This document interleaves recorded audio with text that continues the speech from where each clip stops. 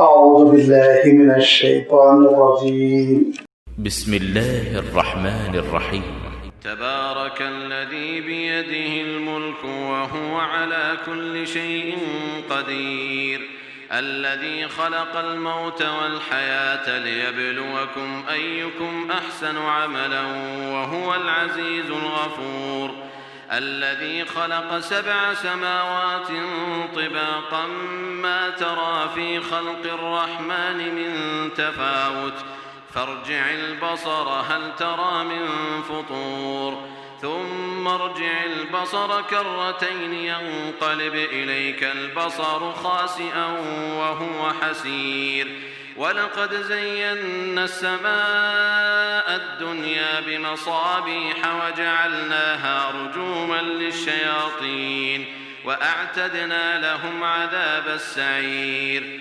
وللذين كفروا بربهم عذاب جهنم وبئس المصير إذا ألقوا فيها سمعوا لها شهيقا وهي تفور تكاد تميز من الغيظ كلما ألقي فيها فوج سألهم خزنتها ألم يأتكم نذير قالوا بلى قد جاءنا نذير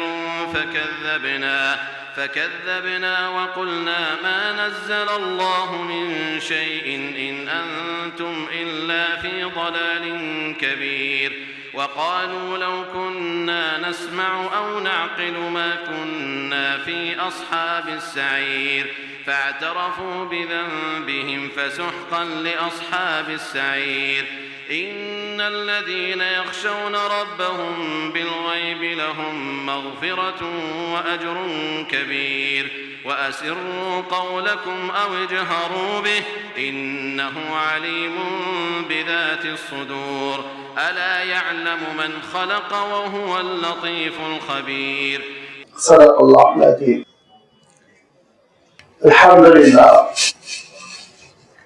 الحمد لله رب العالمين والصلاة والسلام على سيد المرسلين وعلى آله وأصحابه أجمعين أما بعد. ابھی آپ کے سامنے سورۃ الملک کی 14 آیتوں کی تلاوت کی گئی جو اس سورت کا پہلا رکوع ہے. سورۃ الملک اللہ کے رسول صلی اللہ علیہ وسلم پر ہجرت سے بہت پہلے مکہ مکرمہ میں نازل ہوئی تھی. یہ وہ وقت تھا جبکہ اللہ کے رسول صلی اللہ علیہ وسلم نے کار نبوت انجام دینا شروع کر دیا تھا. لوگوں کو حیرت تھی، تعجب تھا کہ یہ نئی بات کیسے ہو رہی ہے. بیسیوں خداؤں کی عبادت کے وہ عادی تھے. توحید کی دعوت انہیں عجیب سی لگ رہی تھی.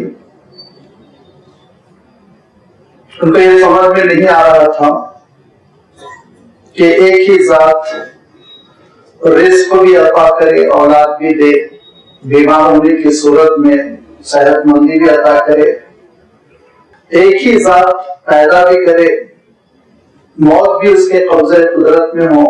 یہ کیسے ہو سکتا ہے؟ انہوں نے تو ڈپارٹمنٹس تقسیم کر رکھے تھے، شعبے بنا رکھے تھے کہ یہ دیوی موت کی ہے، یہ دیوی مرض کی ہے، یہ علاج کی ہے، یہ رزق کی ہے، یہ غلے کی ہے.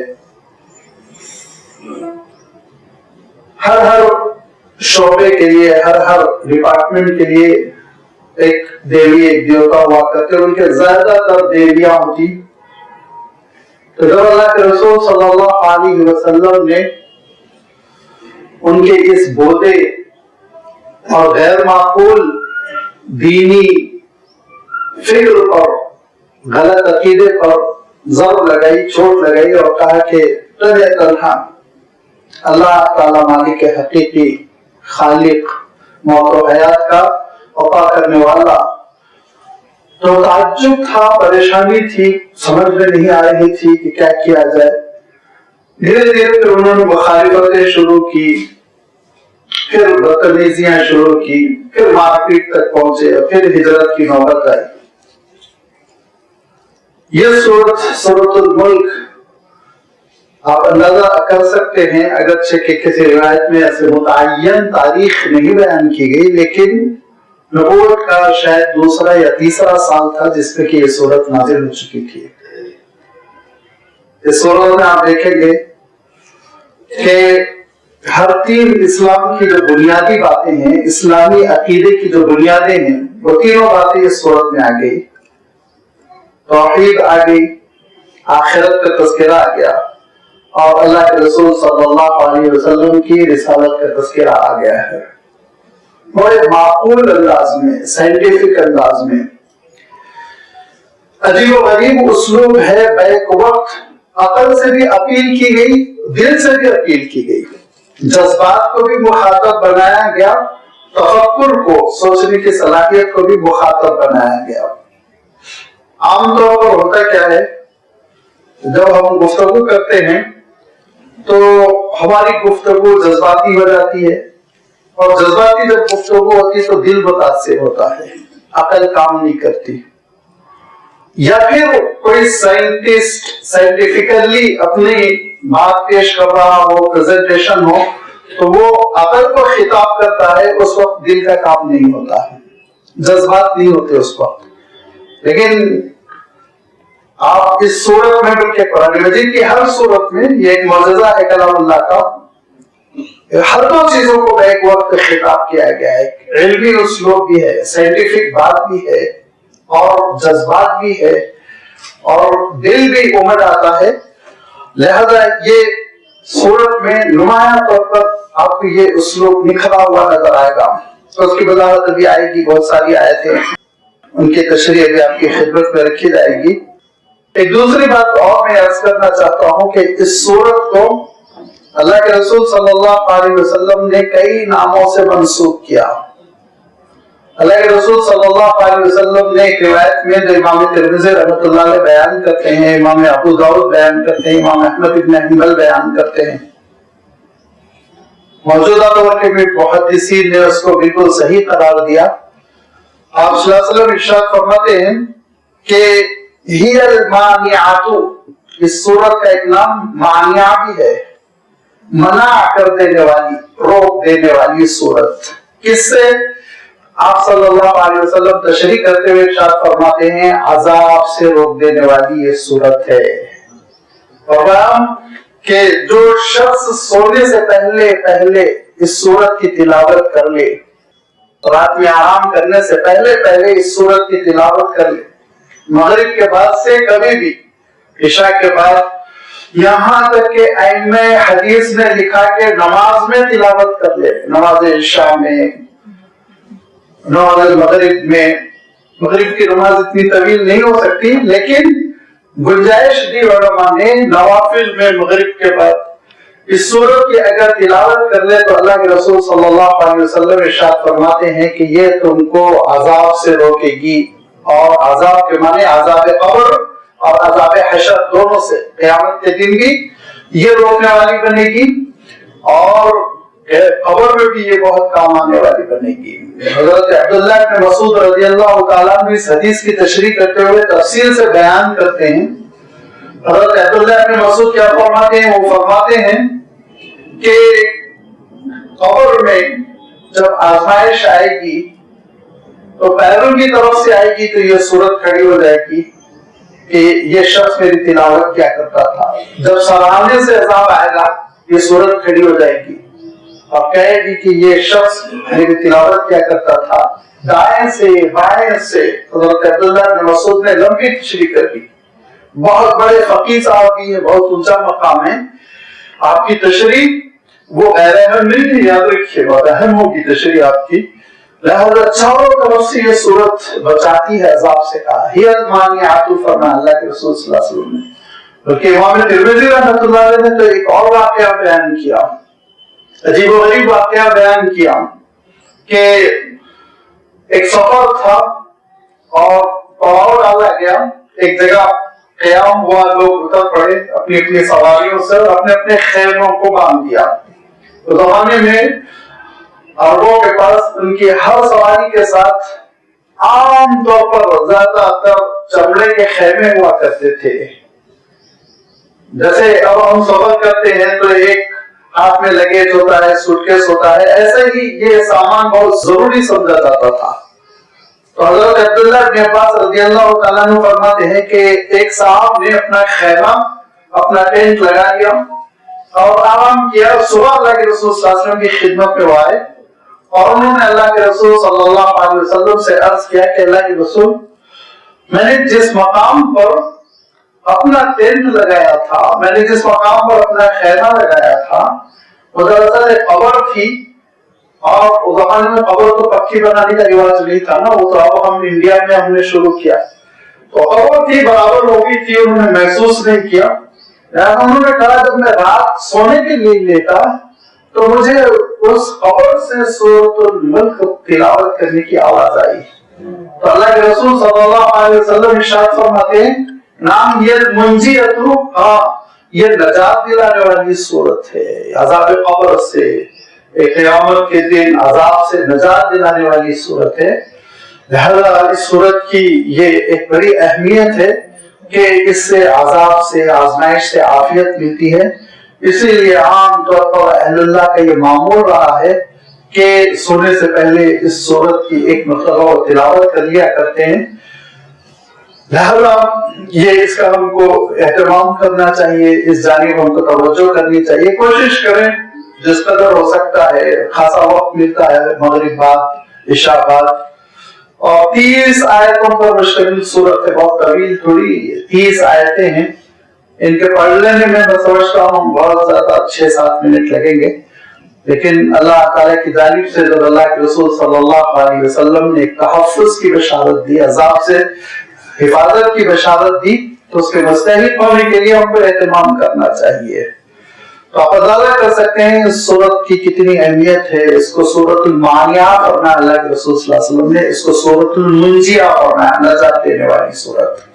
عربوں میں عام طور پر سورۃ تبارک بھی کہہ لیتے ہیں وہ, یعنی تبارک لفظ سے شروع ہونے والی صورت, سورۃ تبارک بھی کہہ لیتے ہیں. سورۃ الملک بھی اس کا نام ہے کیونکہ اللہ تعالیٰ نے اس میں اپنی ملکیت کا تذکرہ فرمایا اور ارشاد فرمایا تبارک الذی بیدہ الملک. تبارک کا جو عربی کا صیغہ ہے, جو لفظ ہے, اس لفظ میں جو مفہوم آتا ہے اس کو ایک ترجمے سے ادا کرنا ذرا ناممکن ہے, بہت مشکل ہے, پیچیدہ ہے. تبارک کا روٹ ورڈ وہ آپ سمجھ رہے ہوں گے, برکت ہے, بارہ کاف.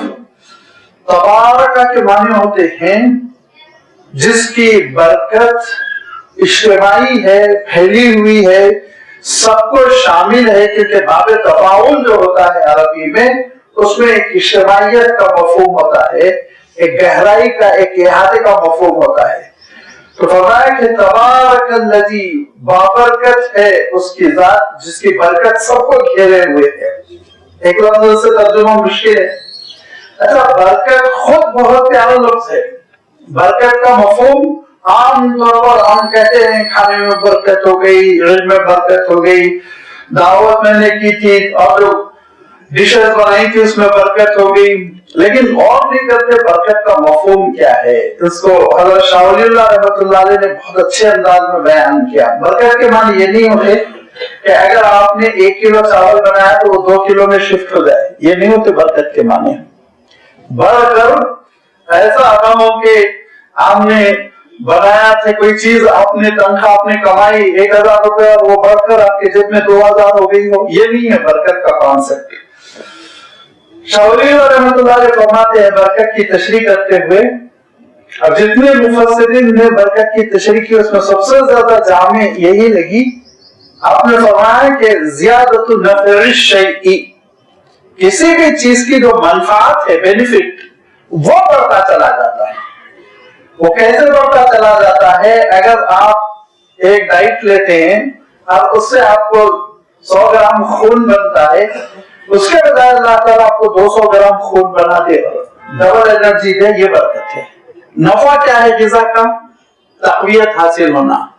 آج 20 قسم کی غذائیں ہم استعمال کرتے ہیں, لیکن وہ تقویت ہم کو نہیں مل رہی ہے جو پچھلے لوگوں کو ملتی تھی، جو جو کی روٹی کھا لینے کے بعد اور چٹنی روٹی کھا لینے کے بعد طاقتور ہوتے، بیماریوں سے محفوظ ہوتے، اسٹرگل کرتے، محنت کرتے، خوب تھکتے، کسی قسم کی کوئی ان کو پریشانی نہیں ہوتی، وہ کیفیت آج ہم کو نہیں ہے۔ حالانکہ کھانے میں کثرت ہے، اشیاء میں کثرت ہے، ویرائٹیز ہیں، اتنے ویرائٹیز ہیں شاید ہمارے پورکھوں نے سوچا بھی نہیں ہوگا، لیکن اس کے باوجود ہم دیکھ رہے ہیں منفعت نہیں ہے، وہ نفع نہیں ہے جو ان کو ملتا تھا۔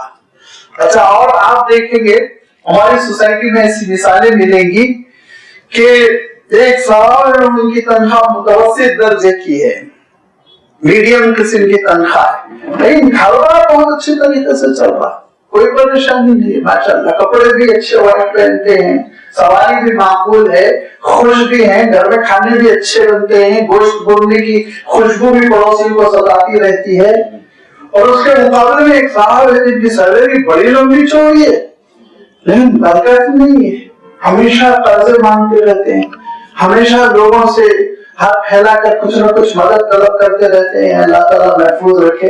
یہ کیوں؟ اس لیے کہ برکت نہیں ہے۔ اگر کسی کے ساتھ یہ کیفیت ہے تو اپنے معاملات پر غور کرے، وہ اپنے معاملات پر غور کرے۔ برکت جو پیدا ہوتی ہے کسی بھی چیز میں، اللہ تعالیٰ جو بہت منفعت دے دیتا ہے، تھوڑی سی چیز کام بہت بڑا بن رہا ہے، یہ کیفیت اللہ تعالیٰ عطا فرماتا ہے۔ اس لیے سب سے پہلی چیز یاد رکھیے، اللہ تعالیٰ پر اعتماد، توکل، بھروسہ، یقین کی کیفیت۔ دوسری چیز جو اللہ کے رسول صلی اللہ علیہ وسلم نے دعائیں بتائی ہیں، کھاتے ہوئے دعا کرنا، کماتے ہوئے دعا کرنا، برکت کی دعا کرنا، یہ وہ چیزیں ہیں جن کے اختیار کرنے سے اللہ تعالیٰ برکت عنایت فرماتا ہے۔ یہ ساری برکتوں کا سورس کہاں ہے؟ عرش الہی ہے، پروردگار کے ہاتھ میں ہے، اللہ تعالیٰ کے ہاتھ میں ہے۔ تبارک الذی، ایسے نہیں ایک فرد کو وہ برکت دے دوسرے فرد کو محروم کر دے، اس کی برکتیں سب کو شامل ہے، سب کو مل سکتی ہیں۔ اجتماعی طور پر اللہ تعالیٰ برکتیں تقسیم کرتا ہے، اس پورے نظام میں اللہ تعالیٰ کی برکت ہی برکت ہے۔ لیکن کب؟ جب اللہ تعالیٰ سے انسان جڑ جائے، اس کا نام لے، اس کے نام سے کام کا آغاز کرے، اس پہ بھروسہ کرے، تو جب تعلق رہے گا تو لازمی بات ہے برکت زیادہ ملے گی۔ تبارک الذی بیدہ الملک، اور یہ وہ ذات ہے جو برکتوں کا منبع ہے، سورس، برکتوں کا جو سورس ہے وہی یاد رکھو، وہی مالک حقیقی بھی ہے۔ صرف تقدس سے کام نہیں چلے گا کہ وہ بہت مقدس ہے، برکتیں وہیں سے ہیں، لیکن حکومت کسی اور کی ہے، نعوذ باللہ، نہیں، بیدہ الملک، حکومت بھی اسی کے ہاتھ میں ہے۔ یہ پوری کائنات کی حکومت کا تنہ تنہا ملکیت کا مالک اگر کوئی ہے، حقیقی اونرشپ اگر کسی کی ہے تو بس اللہ تعالیٰ کی ہے۔ اس ملکیت میں، اونرشپ میں کوئی شریک نہیں، کوئی شریک نہیں، اور تنہ تنہا وہ مالک ہے۔ بس انسانوں کو ٹیمپرری اپنی زندگی بسر کرنے کے لیے وہ ملکیت دیتا ہے، لیکن موت کے ساتھ وہ ملکیت چھین لیتا ہے پھر۔ اس لیے فرمایا للہ میراث السماوات والارض، اصل میراث بیٹے کو نہیں ملتی، چند دنوں کے لیے بیٹے کو شفٹ ہو رہی ہے، بیٹی کو شفٹ ہو رہی ہے، بیوی کو شفٹ ہو رہی ہے، اصل تو میراث اللہ کی ہے، اللہ کے پاس شفٹ ہوگی۔ ساری ملکیتیں، ساری چیزیں، سب اس کا تنہ تنہا اللہ تعالیٰ مالک ہے۔ اور جب وہ مالک ہے تو پھر اس کا عالم یہ ہے کہ جس کو چاہتا ہے وہ ملکیت عطا کرتا ہے، جس سے چاہتا ہے ملکیت چھین لیتا ہے۔ وَلِلَّهُ مَالِكَ الْمُلْكِ تُؤْتِي الْمُلْكَ مَن تَشَاءُ وَتَنزِعُ الْمُلْكَ مِمَّن تَشَاءُ وَتُعِزُّ مَن تَشَاءُ وَتُذِلُّ مَن تَشَاءُ بِيَدِكَ الْخَيْرُ إِنَّكَ عَلَىٰ كُلِّ شَيْءٍ قَدِيرٌ۔ اور اے ایمان والو، اللہ تعالیٰ مطالبہ کر رہا ہے کہ اے مالک الملک، حکومتوں کے دینے والے، تو جس کو چاہے حکومت عطا کرے، جس سے چاہے حکومت چھین لے۔ ان کو یقین آئے نہ آئے، میری حکومت نکل گئی کرسی نیچے سے سرک گئی، کتنا ہی وہ دعویٰ کرتے رہے، لیکن اللہ تعالیٰ حکومت جس سے چاہتا ہے چھین لیتا ہے، جس کو چاہتا ہے عطا کرتا ہے۔ اور آپ تاریخ اٹھا کر دیکھیں، ایسے ایسے لوگوں کو اللہ تعالیٰ نے حکومت عطا کی، اور وہاں سے عطا کی جو بندہ سوچ نہیں سکتا تھا، بندہ سوچ نہیں سکتا تھا۔ خود سورۃ الکہف میں جو ذوالقرنین میں اللہ تعالیٰ نے تذکرہ فرمایا، کہتے ہیں کہ عالمی بادشاہت والے دو مومن ہوئے دو کافر ہوئے.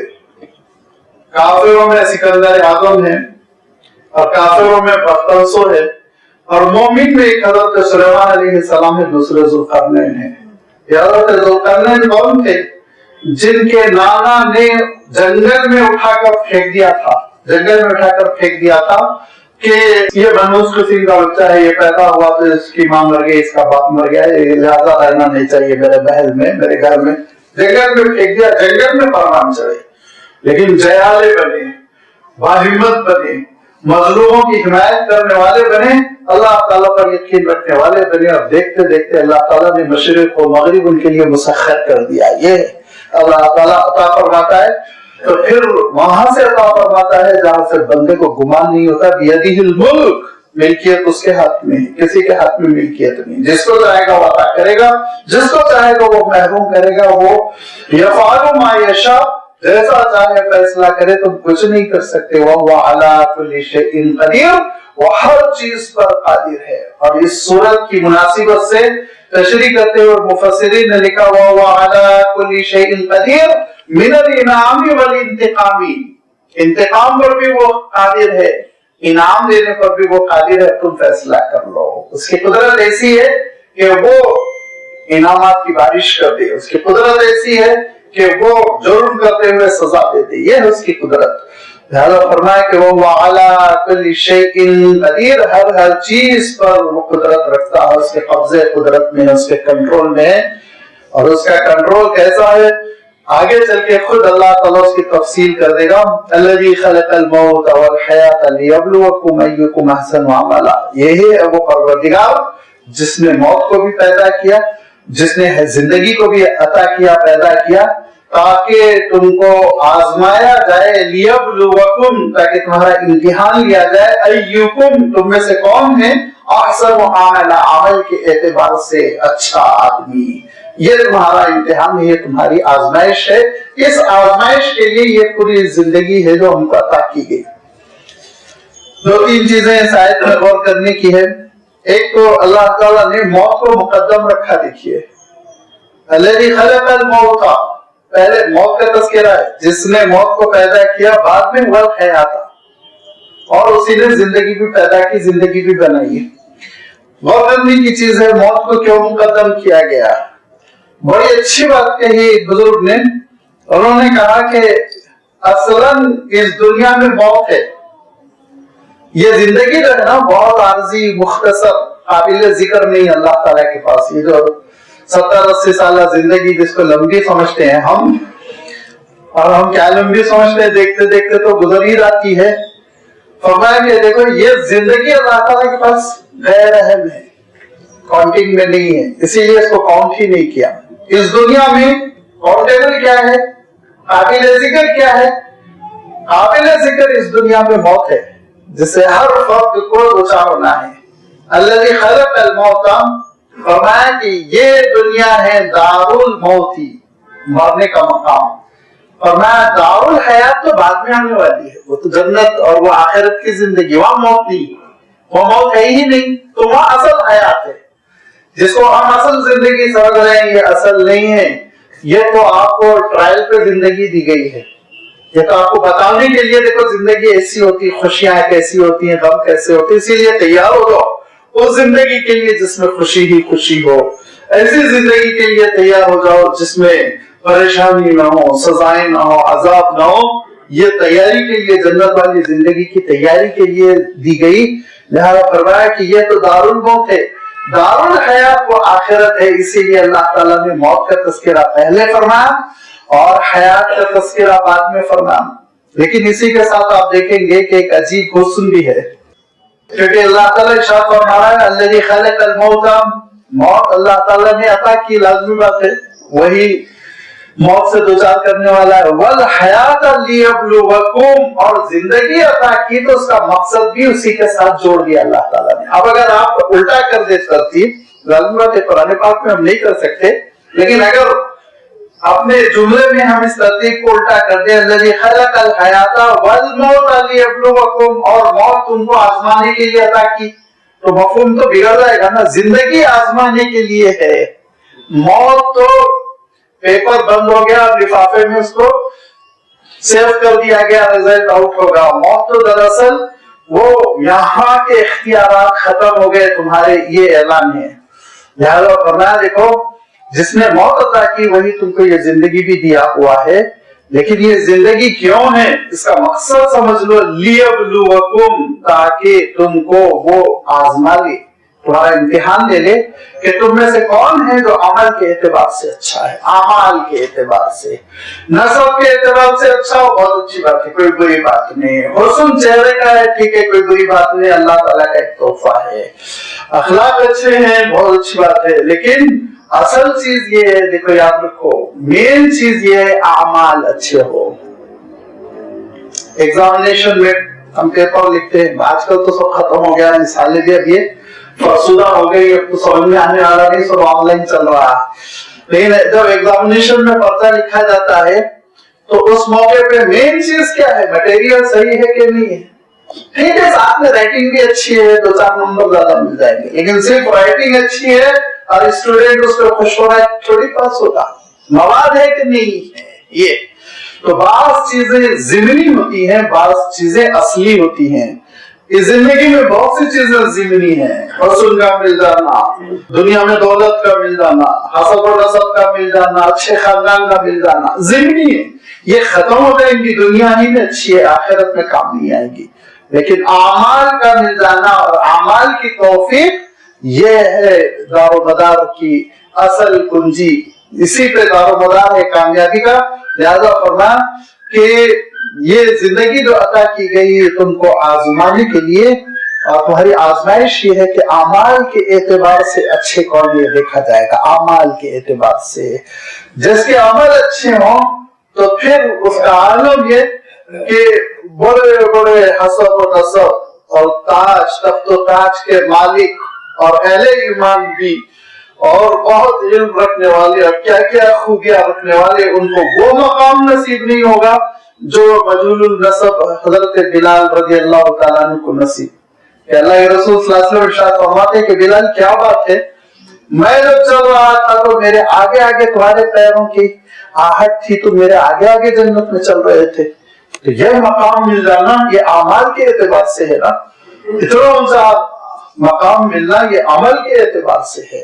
लिहाजा फरमाया देखो असल चीज ये है जो जिंदगी तुमको हमने अता की कि अमल करो, और अमल करने की वजह से तुमको कामयाबी मिलेगी। अमल किसका हसन है, अच्छा है, उम्दा है, तो वो कामयाब होगा, वो आगे होगा। वहुवल अज़ीज़ुल गफ़ूर, क्योंकि अल्लाह ताला बहुत ही गलबे वाला और मग़फ़िरत वाला है। उसका गलबा ऐसा है कि उससे इंसाफ रह नहीं जाएगा, अगर में कोई कसर बाकी नहीं रहेगी, और उसकी मेहरबानियां ऐसी है कि वो बहुत माफ फरमाएगा, खताकारों की खताओं पे पर्दा डालेगा, गुनाहगारों की गुनाहों पे पर्दा डालेगा। मग़फ़िरत उसकी एक सिफत है, जिस सिफत की बुनियाद पर तुमको उससे जुड़ जाना चाहिए। फरमाया देखो उसने तुम्हारी जिंदगी के लिए सामान किया, तो कैसा अजीम शान सामान किया, अंदाजा कर लो। अल्लज़ी खलक़ सबअ समावातिन तिबाक़ा, उसने 7 आसमान तिबाक़न, तह दर तह, एक लेवल के बाद दूसरा लेवल। एक लेवल पे क्या है, हम अपनी आंखों से देखते हैं, दिख रहा है, सितारे भी दिख रहे हैं, एक लेवल भी नजर आ रहा है, अगर से कि वो स्पेस है, लेकिन एक चीज है जो हम देख रहे हैं। दूसरा लेवल वो है जो दूरबीन से एक साइंटिस्ट देख रहा है। तीसरा लेवल वो है जो सैटेलाइट जाके तस्वीर ला रहा है। चौथा लेवल, 5वां, 6वां, 7वां लेवल तो वहां तो पहुंचना ही मुश्किल है। ये है फरमाया कि ऐसी जबरदस्त किस्म की कायनात, जिस कायनात का आलम ये कि हमारी दुनिया से 10,000 गुना बड़ा हमारा सूरज, और इस कायनात का आलम ये कि इस कायनात पे इतने बड़े बड़े सूरज है कि हमारे सूरज को उन सूरज में डाल दिया जाए तो ऐसा लगेगा जैसे सहरा में आपने 1 रुपए का सिक्का डाला। Galaxy, super Galaxy, cluster, super cluster, आप पढ़ के देखिए, आप तहकीक कीजिए, साइंसदान क्या कहते हैं। मैंने अर्ज किया था ना कि एक वक्त ये सूरत दिल से भी खिताब करती है, अकल से भी खिताब करती है। अकल से अपील की गई, और करो इस पूरी कायनात में कितनी अजीम शान कायनात उसने पैदा की कि अल्लज़ी खलक़ सबअ समावातिन तिबाक़ा, तबक के माने होते हैं, तबक नन तबक दूसरी जगह भी आया है, तय पर तय। तो ये 7 तय है आसमानों की। और लाजमी बात है, अभी हमने दुनिया के आसमान पर कमंद नहीं डाली, तो आगे जो 6 आसमान है उनकी हकीकत हम क्या जान सकते हैं। बहुत लंबी चौड़ी कायनात है, बहुत लंबी चौड़ी कायनात है। उसका आप अंदाजा नहीं कर सकते कि अगर 1 लाख साल सफर करे और रफ्तार आपकी हो, वो कौन सी रफ्तार? रोशनी वाली रफ्तार, जो 1 मिनट में 86 लाख मील का सफर कर लेती है, उस रफ्तार से आप सफर करें और 1 लाख साल सफर करें तो एक किनारे से दूसरे किनारे तक नहीं पहुंच सकते। इतनी बड़ी कायनात है, इतनी बड़ी कायनात है। 1 साल का सफर नहीं, 1 सदी का सफर नहीं, 100 साल का सफर नहीं। साइंसदानों ने लिखा 1 लाख साल सफर करे कोई, 1 लाख साल। और रफ्तार ट्रेन की नहीं, प्लेन की नहीं, मेट्रो की नहीं, फ्लाइट की नहीं और रॉकेट की नहीं। रफ्तार किसकी? रफ्तार रोशनी की। 86 लाख मील का सफर कर ले 1 मिनट में। उस मिनट को फिर आप घंटे में तब्दील कीजिए, घंटे को फिर आप 24 घंटों में तब्दील कीजिए और 24 घंटों को फिर उसके बाद से 1 साल में कितने जीरो लगेंगे, वो जीरो का वजन नहीं उठा पाएगा कैलकुलेटर। लिहाजा फरमाया कि इतनी बड़ी कायनात है, अब उस पर तुम गौर करो कि इस कायनात में मा तरा फी खल्क़ि रहमान मिन तफावुत, कि तुम रहमान की मखलूक में कोई तफावुत नहीं देखोगे। तफावुत के माने क्या होते हैं? सही तर्जुमा, 2 चीजें अगर सुटेबल नहीं है तो ऐसी चीज को तफावुत कहते हैं। 2 मुनासिब चीजें नहीं है। कोई ऐसी मखलूक है मसलन जबरदस्त किस्म का खूबसूरत जिस्म, चेहरा गंदा सा है, तो तनासुब नहीं है, देखिए इसमें मुनासिबत नहीं, सूट नहीं कर रही है, ऐसी चीज को तफावुत कहते हैं।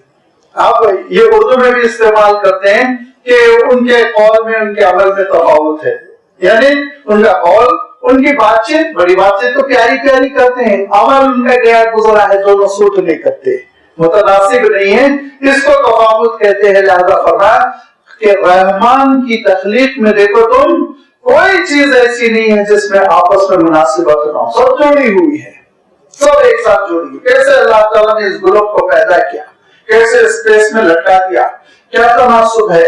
सूरज से इस दुनिया का डिस्टेंस देख लीजिए, सूरज की रोशनी को पहुंचना, वो देख लीजिए, मौसमों का तब्दील होना, दिन और रात का होना, कहीं आप ऐसा नहीं देखेंगे कि कोई डिस्टर्ब है, खलल है, इस निजाम में कमी है, गलती है, फॉल्ट रह गया, हरगिज़ नहीं। ये सब जचातुल्लाह निजाम है जो अल्लाह ताला ने बनाया।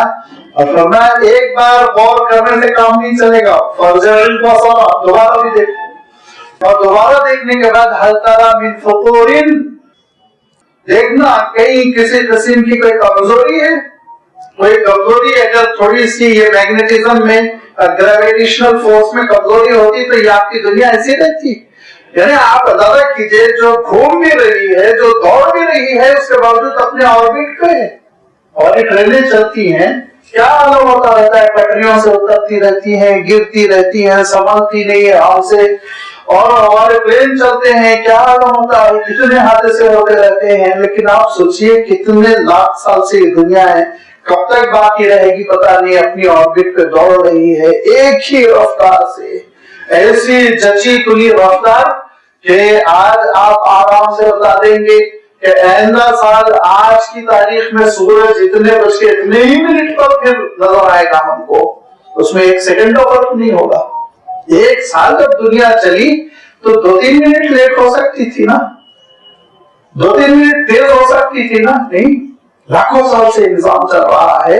लिहाजा फुतूर नहीं है, कहीं कमजोरी नहीं है, बेकाबू की कैफियत नहीं है, सब अल्लाह के काबू में। उसकी कुदरत पर गौर करो, सुमन ज़ैल बसर, और गौर करो, तहकीक करो। पहले तुम सादा निगाहों से इस कायनात पर गौर करते थे, तारों के हुस्न की वजह से, उस दिलफरेब मंजर के तुम दिलदादा हो जाया करते थे। फिर दूरबीनें बनी, टेलीस्कोप लगे, उस पर गौर किया गया, और फिर उसके बाद से तीसरे मरहले में आज का इंसान सैटेलाइट पे करा है, बहुत जबरदस्त किस्म के कैमरे, करोड़ों मील दूर की तस्वीर ला रहे हैं सैटेलाइट के कैमरे, लेकिन फुतूर नहीं, कहीं भी फॉल्ट नहीं, कमी नहीं, कमजोरी नहीं, बेकाबू की कैफियत नहीं। लिहाजा फरमाया कि और फिर दोबारा गौर करो। और कर्रतैन जो कहा गया कि हम दोबारा का तर्जुमा करते हैं, लेकिन अरबी के एतबार से इसका मफहूम होता है कर्रतन मादा कर्रतीन, एक के बाद दोबारा, दोबारा के बाद से बार और करते रहो, बार बार गौर करो। उर्दू के एतबार से बार बार गौर करो। यनक़लिब इलैकल बसरु खासिया, तुम्हारी निगाहें नाकाम होकर लौटेंगी, लेकिन अल्लाह के निजाम में फॉल्ट नहीं निकाल सकती। वह हसीरुन, तुम्हारी निगाहें थक जाएंगी, लेकिन अल्लाह के निजाम में तुम नक्स नहीं निकाल सकते। खासियन के माने होते हैं नाकाम हो जाना, हसीर के माने होते थक जाना। फरमाया कि इस कायनात में गौर करते करते इंसान थक जाएगा, उनकी साइंस थक जाएगी, उनकी टेक्निक थक जाएगी, लेकिन अल्लाह ताला के इस निजाम में और अल्लाह ताला की इस मखलूक में तुम किसी किस्म का कोई ऐब नहीं निकाल सकते। वलक़द ज़य्यना समा दुनिया बिमसाबिहा, बेशक हमने दुनिया के आसमान को सजा दिया है सितारों के जरिए से। जैसे कंदीलें लगी होती हैं, कंदीलें लटकी होती हैं, वैसे ही इस कायनात में सितारे लगे हुए हैं। इरशाद फरमाया कि दुनिया का आसमान मैंने भी अर्ज किया कि हम जो देखते हैं तो लाजमी बात है जो नीला नीला आसमानों पर नजर आता है वो दरअसल कोई चादर नहीं है, कोई छत नहीं है, बल्कि स्पेस है। चूंकि हमारी जो दुनिया है उसके अतराफ में गैसेस है, वैक्यूम नहीं है, ये चमकती है सूरज की रोशनी से, उसके आगे अंधेरा है, रोशनी नहीं है, तो वो कालापन और ये दुनिया की रोशनी दोनों मिलकर हमको नीला नीला नजर आता है। लेकिन याद रखिए कि अल्लाह ताला ने अच्छा, और आसमान में भी आप गौर कीजिए, लफ्ज समा जो है अरबी में, समा जिसका हम उर्दू में आसमान से तर्जुमा करते हैं, ये सुबुवुन से बना है, सीन मीम वाव, जिसके माने होते हैं बुलंदी।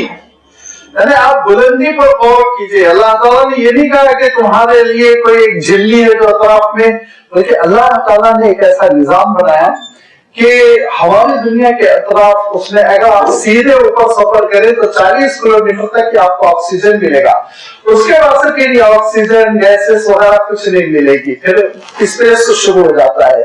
लिहाजा इरशाद फरमाया कि देखो ये जो तुम्हारे ऊपर खला है, स्पेस है, जो अल्लाह ताला ने फिजा फैला दी, उसमें अल्लाह ताला ने जो सितारों को रखा, वो सितारे तुम्हारे लिए बिल्कुल ऐसे जैसे कि कंदीलें छत से लटका दी गई हों।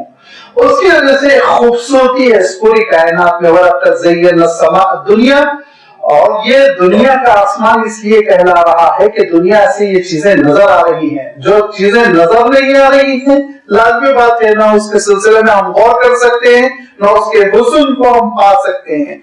लिहाजा जितने तुम्हारे हुदूद है, अपने लिमिट्स पे तुम गौर करो। वलक़द ज़य्यना समा दुनिया बिमसाबिहा वजअलनाहा रुजूमन लिश्शयातीन, और अल्लाह ताला ने इनको पहरेदारों की तरह भी बनाया कि ये शैतानों की एक्टिविटी के लिए हदबंदी करते हैं। बिलखुसूस सूरतुल जिन में इसकी वजाहत आई कि जो जिन खबरें उचक कर और फरिश्तों की बातें सुनकर इंसानों तक पहुंचाने की कोशिश करते थे, तो जिन्होंने देखा कि अचानक उनको मार मार के भगाया जा रहा है, सितारों को तोड़कर उसके टुकड़ों से उनकी पिटाई हो रही है, तो जिन्हों को बड़ी हैरत हुई कि कभी इतनी सख्ती नहीं थी, सिक्योरिटी क्यों बढ़ा दी गई। अचानक आप यहाँ आते हैं माशाल्लाह कहते हुए, लेकिन बड़ी सिक्योरिटी बढ़ा दी जाए। अब गेट पे आप चेकिंग हो रही है, अंदर दाखिल होते हुए चेकिंग हो रही, तो हैरत होगी कि नहीं होगी कि आप पूछेंगे आज क्या बात हो गई कि ये 4-5 जगह सिक्योरिटी चेक हो रहा है। तो ऐसे ही जिन्हों को बड़ी घबराहट और हैरत हुई, और फिर जब उन्होंने अल्लाह के रसूल सल्लल्लाहु अलैहि वसल्लम को तिलावत करते हुए सुना, तो उन्होंने कहा अब समझ गया सिक्योरिटी क्यों बढ़ा दी गई थी, वही इलाही नाजिल हो रही थी। लिहाजा वही इलाही के नुज़ूल के मौके पे सबको दूर दूर भगा दिया गया। तो रुजूमन लिश्शयातीन, रजम करना के माने होते संसार करना, मार के भगा देना। लिहाजा शैतानों को इन सितारों के टुकड़ों से मार मार के भगा दिया जाता है कि जब اللہ تعالیٰ کی جانب سے فیصلے نازل ہوتے ہیں کہ یہ بیچ میں آ کر ڈسٹرب نہیں کر سکتے، روک نہیں سکتے. وَأَعْتَدْنَا لَهُمْ عَذَابَ السَّعِيرِ، اور ان شیطانوں کے لیے ہم نے آگ کا عذاب تیار کر رکھا ہے جس کو قیامت کے بعد چکھیں گے. وَلِلَّذِينَ كَفَرُوا بِرَبِّهِمْ عَذَابُ جَهَنَّمَ، اور جو اپنے رب کا انکار کر رہا ہے اس کو بھی عذاب جہنم کا مزہ چکھنا ہوگا. وَبِئْسَ الْمَصِيرُ، بہت برا نتیجہ ہے یہ بہت برا انجام ہے. اتنا برا انجام ہے، اتنا برا انجام ہے کہ اللہ تعالیٰ یہاں ارشاد فرما رہا ہے اور دیگر مقامات پہ اور بھی چیزیں آئیں. اذا القوا فیہا، کہ جب جہنم کی جانب ان کو لے جایا جائے گا، سمعوا لہا شہیقا، تو شولوں کے لپکنے کی آواز سنیں گے، شولوں کے لپکنے کی آواز کو وہ سنیں گے. وہی تفور، وہ آگ بے قابو ہو رہی ہوگی، بے قابو ہو رہی ہوگی. بڑی سی آگ کا تصور کیجئے جو آپے سے باہر ہو رہی، لپک لپک کر آ رہی، سرسراہٹ کی آواز پیدا ہو رہی ہے. اور اس کا عالم یہ ہو رہا ہے کہ تکاد تمیز من الغیظ، کہ مارے غصے کے جیسے وہ بے قابو ہوئی جا رہی ہے، قابو میں نہیں آ رہی ہے. یہ کیفیت ہوئی جا رہی ہے اس عذاب کی طرف، اس آگ کی طرف ان کو لے جایا جائے گا. اس آگ کا عالم یہ ہوگا کہ اللہ تعالیٰ ارشاد فرماتا ہے دوسرے مقام پر کہ اس آگ کے نظر جیسے ہی مجرموں کو کیا جائے گا ان کی جلد جھلس جائے گی، جل جائے گی، ختم ہو جائے گی. اور مسئلہ کیا ہے؟ جلن، تپش، تکلیف وہ اسکن کو ہی ہوتی ہے، اسکن نہیں ہے تو درد نہیں ہوتا، یاد رکھیے. لہذا اللہ تعالیٰ ارشاد فرماتا ہے کہ اسکن کا جلنا ہوگا، جلد کا جھلسنا ہوگا کہ ہم دوسری جلد دیکھیں. دوسری جلے گی تو تیسری جلے گی، یہی کیفیت جاری رہے گی. تو وہ موت کو پکاریں گے، کہے گی کہ پروردگار موت. اللہ تعالیٰ ارشاد فرمائے گا موت کی چھٹی ہوگی، اب یہی سزا بھگتنا ہے تم کو. آگ کا عالم یہ ہوگا کہ مارے پیاس کے اس تپش میں پکار پکار کے کہیں گے کہ حلق میں کانٹے پڑ گئے، کچھ دے دو، پینے کے لیے کچھ دے دو. پینے کے لیے اتنا کھولتا ہوا پانی، اتنا کھولتا ہوا پانی کہ اللہ تعالیٰ ارشاد فرماتا ہے کہ وہ پانی چلو میں لے کے پینے کے لیے اس چلو کو اپنے چہرے کی طرف آگے بڑھائیں گے تو اس پانی کے بھاپ سے چہرے کی جلد جل کر جھلس کر گر جائے گی.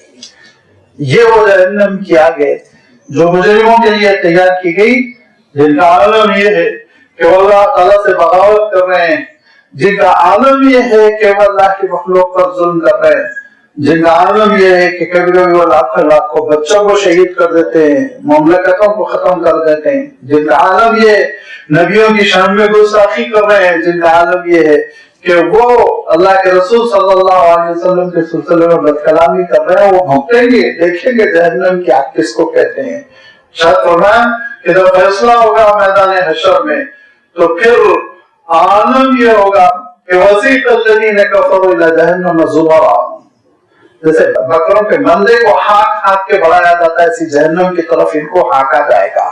وسیق الذین کفروا الی جہنم زمرا، گروپ جہنم کی طرف جا رہا ہوگا.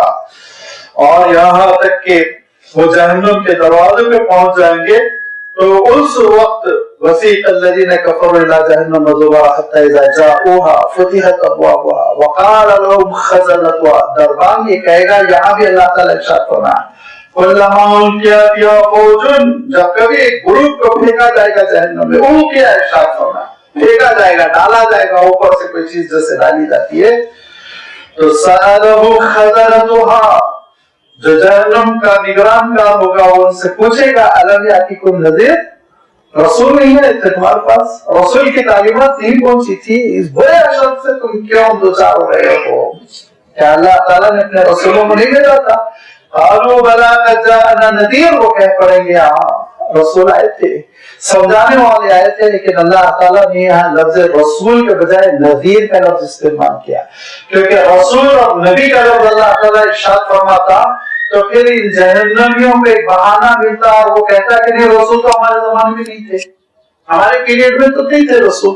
لہذا اللہ تعالیٰ نے کہا نذیر، اللہ کے دین سے آگاہ کرنے والا، برے انجام سے تم کو ڈرانے والا، وہ رسول کا جانشین ہو، وہ رسول کا وارث ہو، وہ رسول کا نمائندہ ہو، اپنے زمانے کا داعی ہو، حجت پوری کرنے والا ہو، دعوت دین دینے والا، جو بھی رسول کی تعلیمات لے کر آیا تھا اس کے اندر نذیر کی ایک صفت، نذیر کامل وہ اللہ کا رسول ہوتا ہے۔ لیکن وقتی طور پر اور اپنے اپنے انداز میں یہ انذار اور بشارت کا فریضہ ہر داعی انجام دیتا ہے۔ تمہارے پاس اللہ کے دین کی دعوت نہیں پہنچی تھی، آگاہ کرنے والا صحیفہ نہیں پہنچا تھا، رسول کی دعوت، تعلیمات، رسول کے نمائندے اور رسول کا لٹریچر، یہ ساری چیزیں تم تک نہیں پہنچی تھی، تو کہیں گے قالوا بلا، آیا تو تھا، جاءنا نذیر، ہم کو آگاہ کرنے والی چیز آئی تھی، لیکن فکذبنا، ہم نے اس کا مذاق اڑایا، انکار کیا۔ وَقُلْنَا مَا نَزَّلَ اللَّهُ مِن شَيْءٍ، اللہ تعالیٰ کوئی چیز نازل واضل نہیں کرتا، یہ سب باتیں ہیں، دقیانوسی قسم کی باتیں ہیں، اس کا کوئی ثبوت نہیں، اس کی کوئی دلیل نہیں کہ اللہ نے نازل کیا ہے، یہ کلام اللہ ہے، یہ سب ہم نہیں مانتے ہیں۔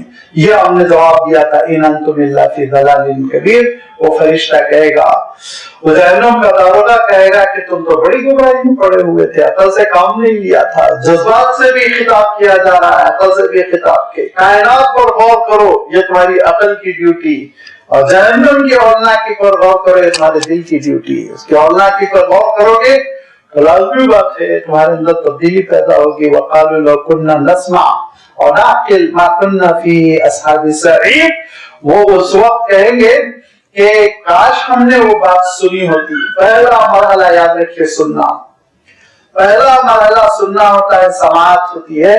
جو بڑے مجرم ہوتے سننا ہی نہیں چاہتے، وہ کہتے ہیں اچھی بات سن لے تو شاید عمل کرنا پڑے گا، زیادہ سنو ہی مت۔ پہلا مرحلہ ہے سننا، ہر اچھی بات کو سننا چاہیے، غور کرنا چاہیے۔ اور دوسرا مرحلہ ہے او نعقل، تعقل، غور و فکر کرنا، نتیجے تک پہنچنا۔ کوئی بھی بات آپ کے سامنے آ جائے، دنیا کی باتوں میں ہمارے پاس معمولی قسم کا وہ فون کا ریچارج کرنے کا ایجنٹ آتا ہے اور ہم کو پٹی پڑھاتا ہے، کام لگا کے سنتے ہیں اس کو، 100 روپے کا ریچارج، 1000 روپے کا ریچارج، وہاں ٹائم ہم فارغ کرتے ہیں، اس کی بات سنتے ہیں۔ اور بینک لون والے ایجنٹس آتے ہیں، ان کی بات سنتے ہیں، ان کو بٹھاتے ہیں، غور کرتے ہیں، انشورنس کے نمائندے آتے ہیں، ان کی بات، دنیا کی اتنی چھوٹی سی زندگی کے چھوٹے چھوٹے مسئلوں پر ہمارے پاس وقت ہے، لیکن اللہ کے دین کے نمائندوں کے لیے، اللہ کی کتاب کی تشریح کے لیے، اللہ کے رسول صلی اللہ علیہ وسلم کے اقوال کے لیے ٹائم نہیں۔ وہ نمائندے آتے ہیں تو ان سے ہم پیچھا چھوڑا کے بھاگنے کی کوشش کرتے ہیں، گھروں میں چھپتے ہیں، دکانوں سے نکل کر بھاگتے ہیں۔ سوچیے قیامت کے دن کیا جواب دیں گے؟ قالوا لو كنا نسمع، اگر ہم سنے ہوتے، اور نعقل، اور ہم تعقل سے، غور و فکر سے، عقل سے کام لیے ہوتے، ما كنا في اصحاب السعير، تو آج جہنم والے ہم نہیں ہوتے، جہنم میں آج ہم نہیں ہوتے، اصحاب السعیر، آگ والے ہم نہیں ہوتے، آج سے نجات مل گئی ہوتی ہے۔ لہذا غور کرنا، سننا، نیکیوں کی مجلسوں میں بیٹھنا، دینی علم حاصل کرنا، یاد رکھیے یہ وہ ادائیں ہیں جو انسان کو جہنم سے بچاتی ہے، جہنم کے عذاب سے بچاتی ہے۔ اس دن فاعترفوا بذنبہم، اس دن ہیلے نہیں چلیں گے، بہانے نہیں چلیں گے، اعتراف کریں گے، وہ اپنے گناہ کا اعتراف، ٹوٹل سیدھا سیدھا کہیں گے غلطی ہو گئی۔ آج تو انسان پیدرے بدلتا ہے، اپنے جوب پہ پردہ ڈالتا ہے، اس کی تعویلات کرتا ہے، اچھے اچھے بیانات دیتا ہے، اور یہ کوشش کرتا ہے کہ سامنے والے کو الو بنا دے، بیوقوف بنا دے، اور اپنے جرم کو جرم نہیں سمجھتا، جرم نہیں بیان کرنے دیتا، لیکن قیامت کے دن سیدھا سیدھا کہے گا بھائی غلطی ہوئی، یہ غلطی ہوئی، وہ غلطی ہوئی، ہر غلطی کا وہ اعتراف کرے گا۔ فَسُحْقًا لِأَصْحَابِ السَّعِيرِ، تو بڑی تباہی ہے، رحمتوں سے دوری ہے، لعنتیں ہیں ان کے لیے جو جہنم والے ہو جائیں گے۔ لیکن ان کے مقابلے میں ان الذین یخشون ربهم بالغیب، جو اپنے رب کی خشیت رکھتے تھے بن دیکھے۔ میں ہمیشہ عرض کرتا رہتا ہوں کہ عربی کے الفاظ ہر لفظ اپنا مفہوم رکھتا ہے، اپنا معنی رکھتا ہے۔ خشیہ اس کا اپنا مفہوم ہے، خافہ اس کا اپنا مفہوم ہے، فزیہ اس کا اپنا مفہوم ہے، اور بھی الفاظ ہیں، لیکن ہم اردو میں سب کا ترجمہ ڈرنے سے کرتے ہیں کیونکہ ہماری ووکیبلری ذرا مختصر ہے۔ ذخیرہ الفاظ اردو کا اتنا پھیلا ہوا ویسا وسیع الاطراف نہیں ہے جیسا عربی کا ہے۔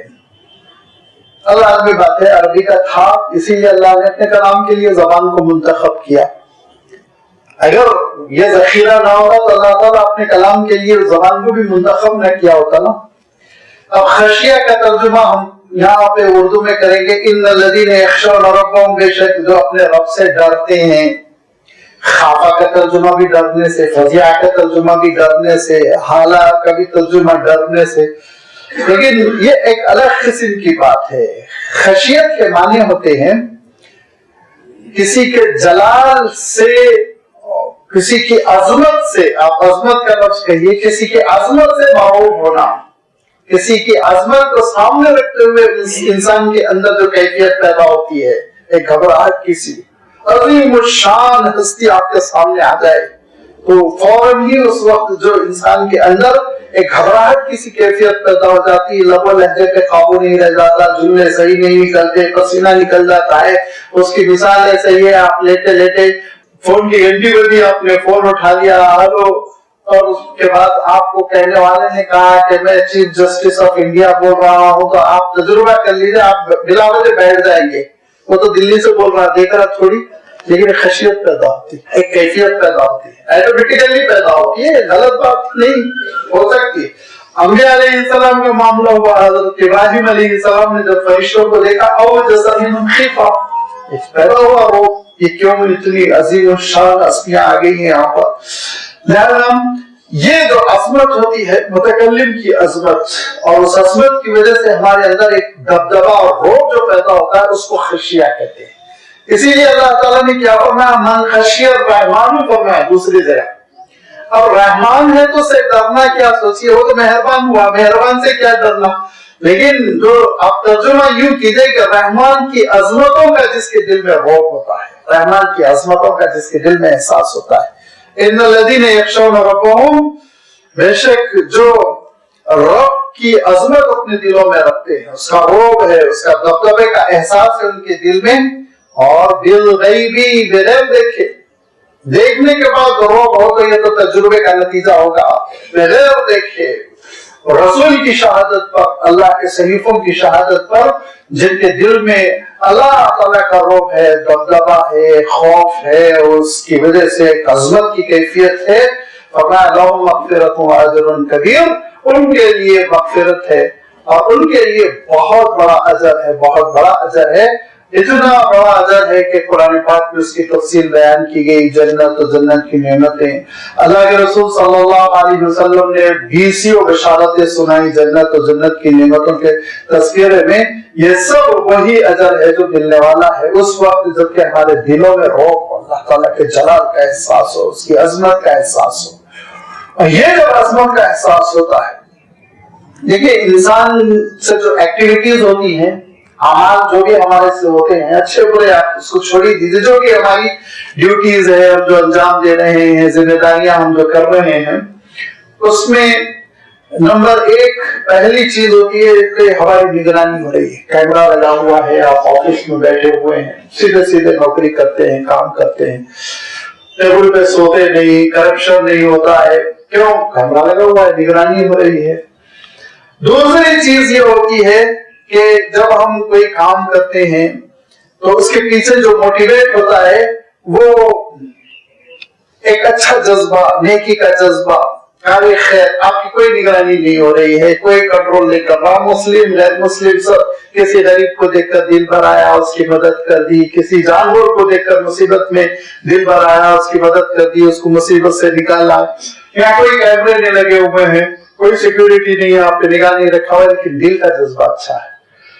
لیکن اسلام نے جس چیز کو استعمال کیا، اسلام نے جس چیز کو بنیاد بنایا کہ اس بنیاد پہ جو تم اعمال کرو گے وہ ان دونوں سے کہیں بلند اور عظیم تر ہے، اور وہ ہے اللہ تعالیٰ کا احساس. وہ دیکھ رہا ہے اور مجھے اس کے سامنے جواب دہ ہونا ہے، وہ میرا خالق و مالک ہے اور اس کے پاس مجھے لوٹ کے جانا ہے. یہ احساس ذمہ داری، اس کا عالم یہ ہوتا ہے کہ رات کی تاریکیوں میں، اس کا عالم یہ ہوتا ہے کہ گھر کے کونوں کناروں میں اور کسی زمین کے گوشے میں، سمندر کی طرح میں، کہیں بھی وہ بندہ اس احساس سے پھر وہ بھری نہیں ہوتا، ہمیشہ اس احساس کے ساتھ اچھا عمل کرتا ہے، اس کی زندگی میں بہت بڑی تبدیلی ہو جاتی ہے۔ اور آپ نے مشہور قصہ سنا ہوگا حضرت عمر رضی اللہ تعالیٰ عنہ کے زمانے کا، کہ تہجد کے وقت حضرت عمر رضی اللہ تعالیٰ عنہ گشت کر رہے ہیں تو دیکھا کہ گھر سے آواز آ رہی ہے۔ زمانے میں بڑے بڑے تھوڑی گھر ہوتے تھے، چھوٹے چھوٹے گھر ہوا کرتے تھے، لہذا آواز آ رہی ہے کہ بیٹی اس سے پہلے کہ روشنی ہو جائے دودھ میں پانی ملا دو۔